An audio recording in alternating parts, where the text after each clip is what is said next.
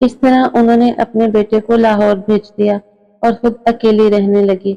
2-4 बार उसके बाद जहांगीर माँ के पास आया, बाद में उसने आना बंद कर दिया, जबकि माँ बेचारी तमाम दिन दरवाजे की सीन देखती रहती थी, शायद इनका बेटा आ जाए।